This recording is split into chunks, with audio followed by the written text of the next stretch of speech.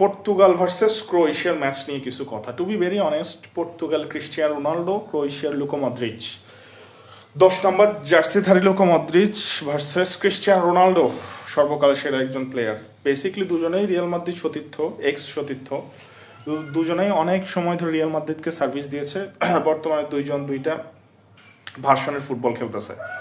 এখন আসি পর্তুগালের কথায়। পর্তুগাল বেসিকলি বর্তমান বিশ্বে যদি একজন দুইজন মিডফিল্ডার থাকে, সেটা হচ্ছে পর্তুগালে আছে ভিটিনা।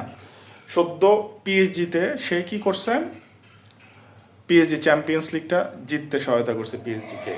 এখন এই ভিটিনা বনাম হচ্ছে ক্রোয়েশিয়ার বুড়া দল যেটাকে বলা হয়। ক্রোয়েশিয়ার ম্যাক্সিমাম প্লেয়ারকে আমার মানে এখন আর চলে না বললেই চলে, কেননা ক্রোয়েশিয়ার যে রেসটা ছিল 2022 সালে, সেই রেসটা কিন্তু 2026-এ তারা পাচ্ছে না।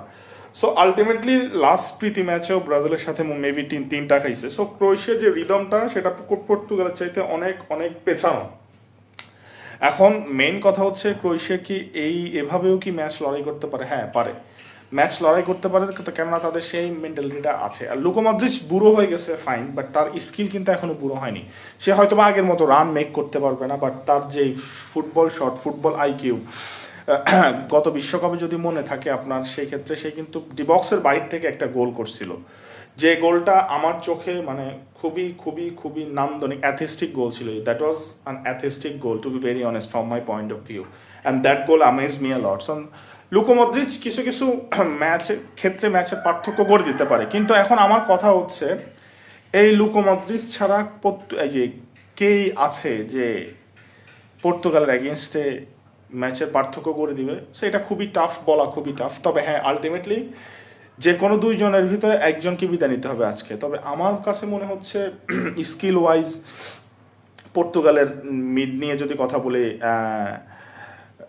পিটিনার পাশাপাশি পর্তুগালে লেফট ব্যাক নিয়ে যদি কথা বলি, সেই ক্ষেত্রে নুনো মেন্ডিস পিএইচজিতে, সেও পিএইচজির একজন ভরসার নাম, তো সেও পিএইচজিতে কন্টিনিউ করতেছে। সব কিছু মিলিয়ে পিএইচজির থেকে আসা দুইজন ভিটিনা এবং নুনো মেন্ডিস, হ্যাঁ, অ্যাগেনস্ট ক্রোয়েশিয়ার বুড়ো একটা টিমের সাথে। আমি আন্ডার এস্টিমেট কখনোই করছি না, কেননা ক্রোয়েশিয়ার আরেকটু ভালো টিম সাজানো গোছানো উচিত ছিল। ক্রোয়েশিয়া তাদের পুরনো প্লেয়ারদের উপরে ভরসা রেখেছে, সো আলটিমেটলি এই ভরসাটা তারা কতটুকু কাজে লাগাতে পারে সেটাই দেখার বিষয়।